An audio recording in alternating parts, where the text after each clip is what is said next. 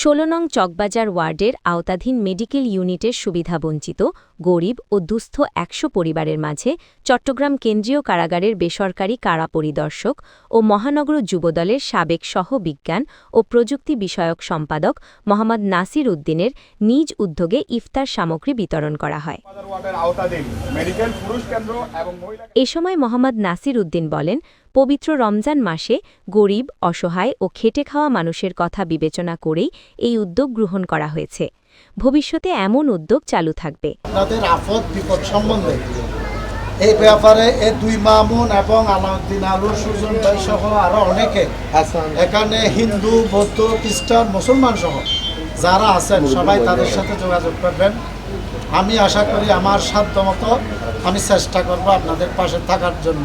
গণপ্রজাতন্ত্রী বাংলাদেশ সরকারের মাননীয় প্রধানমন্ত্রী জনাব তারেক রহমান সমস্ত বাংলাদেশের ফ্যামিলি কার্ডের ৩৭,৫০০ ফ্যামিলি কার্ড লোডিং আজকে উদ্বোধন করেছেন, যার সুফল ইতিমধ্যে জনগণ পেয়ে গেছেন ঘরে ঘরে। এবং এটা সূচনা হলো আজকে থেকে ক্রমান্বয়ে জাতীয়তাবাদী দল বিএনপির পক্ষ থেকে ইনশাল্লাহ যতদিন ক্ষমতায় থাকবেন সমগ্র বাংলাদেশের জনগণ আশা করি এই সুবিধাটা পেতে থাকবেন। আরও অনেক ফ্যামিলি কার্ড আছে এবং কৃষক কার্ডও আছে, এইভাবে জনগণ সুফল পেতে থাকবেন।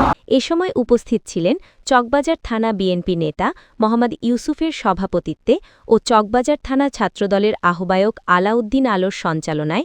এতে বিশেষ অতিথি হিসেবে উপস্থিত ছিলেন মহানগর যুবদল নেতা ও শ্রী শ্রী আনন্দময়ী কালী মন্দিরের সাধারণ সম্পাদক সুজন দাস। আমরা নাসির ভাইকে ধন্যবাদ ও কৃতজ্ঞতা প্রকাশ করছি। উনি এই গরিব এবং অসহায় দুস্থ মানুষদের মাঝে ইফতার সামগ্রী বিতরণ করেছেন, তারাও আনন্দিত।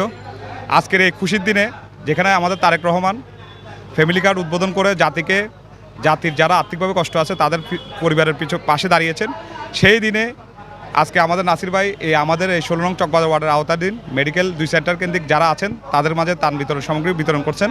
আসলে এই রমজান মাসে আসলে উনি যে কাজটি করেছে খুবই মহৎ একটি কাজ।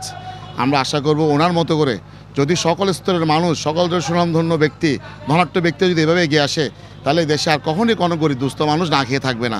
এছাড়া আরও উপস্থিত ছিলেন চকবাজার থানা স্বেচ্ছাসেবক দলের সাবেক সাধারণ সম্পাদক শহীদুল ইসলাম, চকবাজার থানা বিএনপি নেতা কামাল, চকবাজার থানা স্বেচ্ছাসেবক দলের ১ নং যুগ্ম আহ্বায়ক আবদুল্লাহ আল মামুন, যুগ্ম আহ্বায়ক লিটন বৈদ্য, আবদুল্লাহ আল সুমন, মোহাম্মদ হাসান, ১৬ নং চকবাজার ওয়ার্ড স্বেচ্ছাসেবক দলের আহ্বায়ক মোহাম্মদ মামুন সহ বিএনপি ও অঙ্গ সংগঠনের নেতৃবৃন্দ। Desk report 24 TV, Chittagong.